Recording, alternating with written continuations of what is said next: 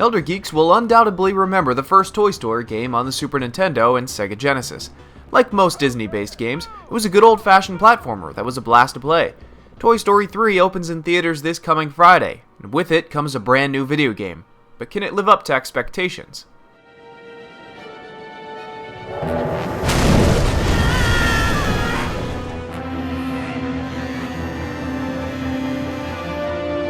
Runaway train!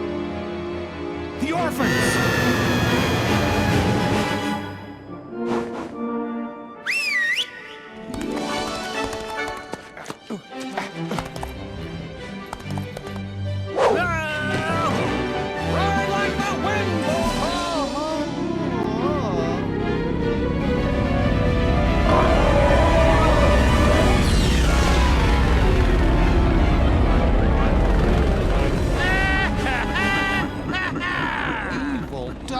Porkchop. That's Mr. Evil Dr. Porkchop to you.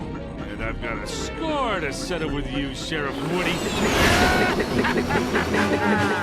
Toy Story 3 loosely follows the plot of the film, with owner Andy about to depart for college. Narrated by Ham, the storyline is an expected mixture of elements and key points from the entire series, with a few original bits thrown in for good measure. What's disappointing is there's hardly any trademark Pixar humor, and the omission of characters like Mr. Potato Head is curious.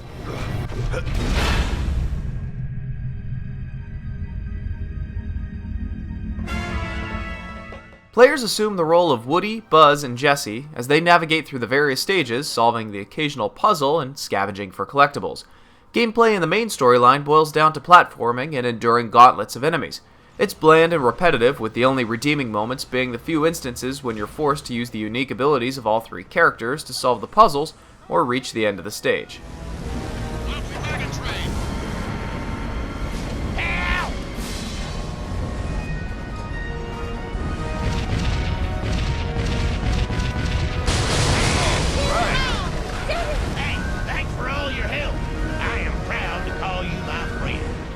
Controls are awkward and clunky, and vehicles handle horribly. The ability to move the camera is given and taken away far too often, and detection issues can result in a lot of cheap deaths.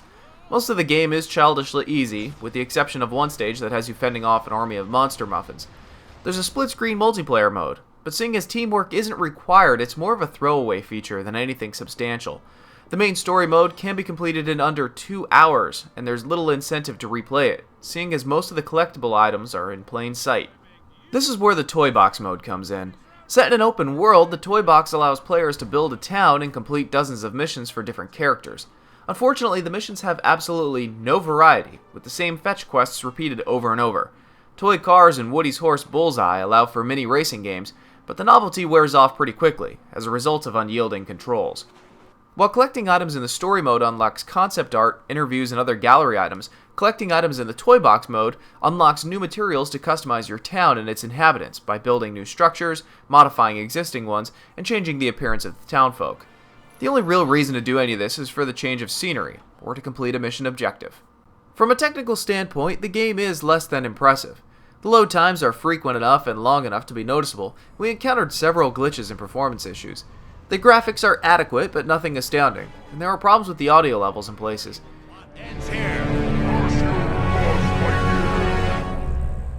The excellent voice work, on the other hand, is one of the game's strongest points. There are far too few cutscenes to make use of it.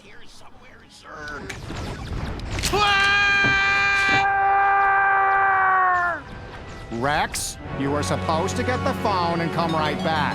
No!